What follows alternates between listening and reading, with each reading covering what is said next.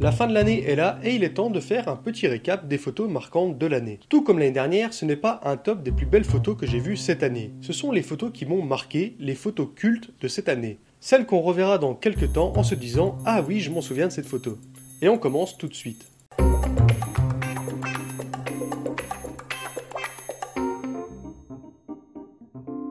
1er mai 2017, fête du travail, défilé syndical à Paris, et là, un cocktail Molotov fend l'air et s'abat sur un groupe de CRS.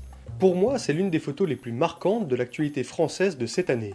Marquante parce que visuellement, elle est très forte, une photo qui fera beaucoup parler, elle fera la une de nombreux journaux, même à l'étranger. C'est un photographe de l'AFP, Zakaria Abdelkafi, qui a réalisé cette photo. Il est reporter de guerre, il avait notamment couvert l'enfer de la guerre en Syrie de 2013 à 2015. Mais cette photo n'a pas été prise à Alep, elle a été prise en plein Paris. Je n'ai pas trop suivi le sport cette année, mais je voulais quand même mettre une photo de sport dans ce classement.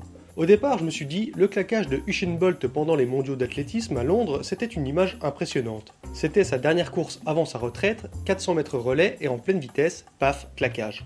Mais en fait, cette action, je l'ai vue en vidéo et ça m'a beaucoup plus marqué que toutes les photos qui ont fait la une des journaux sportifs après. Mais il y a quand même une photo de sport cette année qui, je pense, me restera en tête quelques temps, et c'est un peu du même genre, c'est celle d'un autre jeune retraité qui rate son dernier match avant sa retraite. C'est la photographie de Gianluigi Buffon faite par le photographe de l'AFP, Marco Bertorello. Cette photo m'a marqué autant que l'événement en fait, ou même ce double événement. Le premier, à 39 ans, Gianluigi Buffon prend sa retraite internationale après plus de 20 ans de service au sein de l'équipe nationale italienne. Tous les passionnés de foot savent que c'est une figure du football, 20 ans dans une équipe nationale c'est très long et ça va faire bizarre de ne plus le voir. Et deuxièmement, c'était un match d'une importance capitale car, ayant perdu contre la Suède, l'Italie ne participera pas à la Coupe du Monde de football 2018 et ça, c'est du jamais vu depuis 1958. Et une Coupe du Monde sans l'Italie, c'est un peu comme une pizza sans olive. Un portrait qui m'a marqué et qu'on a beaucoup vu cette année, c'est le portrait d'Emmanuel Macron. Plus précisément, le portrait officiel du président de la République, Emmanuel Macron. Une photo réalisée par Soisic de la Moissonnière, une photographe qui avait suivi Emmanuel Macron durant toute sa campagne présidentielle. Alors oui, celle-là était facile parce que forcément cette photo rentre dans les livres d'histoire, donc elle est historique dès sa publication. Mais aussi parce que personnellement, elle m'a marqué. La saison dernière, quand j'ai réalisé l'épisode sur les portraits présidentiels, j'avais appelé la présidence de la République pour leur demander quand allait être publié le portrait du nouveau président. Présidence de la République, bonjour. Oui, bonjour, je vous appelle juste pour avoir une question. Est-ce qu'on sait quand on aura le portrait officiel du nouveau président de la République ? Aucune idée, monsieur. Ça va venir, mais je ne saurais pas vous dire encore. D'accord. Ce sera tout. Je vous remercie. Merci, bonne journée, monsieur. Au revoir. À vous aussi, au revoir. Et quelques jours plus tard, après la publication du portrait officiel, j'ai reçu dans ma boîte aux lettres un courrier de la présidence de la République ainsi qu'un portrait officiel dédicacé. Ça m'a marqué, mais rien de politique là-dedans, c'est juste que moi qui aime les photos, avoir un tirage original et officiel d'une photo célèbre offerte par l'Élysée, eh bien ça fait toujours plaisir. Bon, j'avoue, j'aurais préféré qu'elle soit signée de la main de Soisic de la Moissonnière, mais bon, c'est le geste qui compte.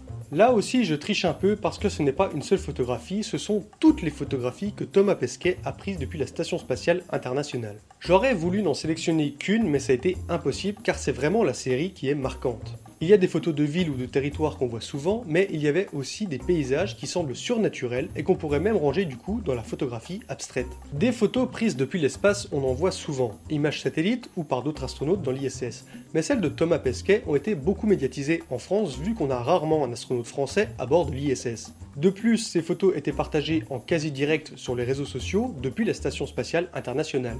Une série qui marque et qui nous rappelle que nous sommes tous sur le même petit caillou dans l'espace et que tout ça est fragile et que c'est important d'en prendre soin.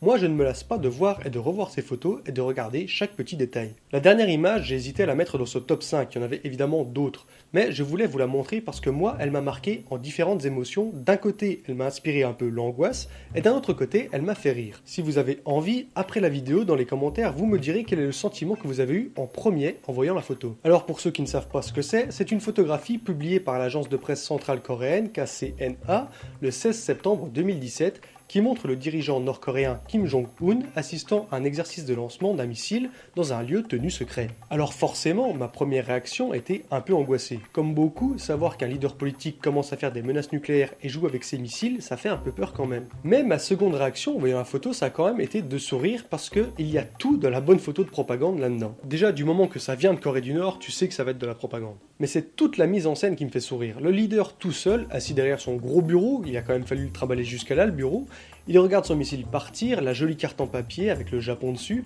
c'est l'image de propagande parfaite, comme ça faisait longtemps qu'on n'avait pas vu. Enfin longtemps, juste quelques mois en fait, parce qu'ils avaient fait la même photo au mois d'août, mais elle était passée plus ou moins inaperçue, la nuit tombait, le missile était un peu trop dans l'angle de la photo, on ne voyait pas bien le leader suprême, donc ils ont décidé de la refaire. Et bien évidemment aussi, il y a le contre-champ avec ses ministres et généraux en train de se marrer, genre ah, c'est génial la guerre. C'est la photo en fait où on sait pas trop si on doit rire ou pleurer. Voilà pour mon top 5, si vous voulez plus de photos, il y a bien évidemment l'annuel 2017 de l'AFP qui retrace l'année dans une sélection de photos.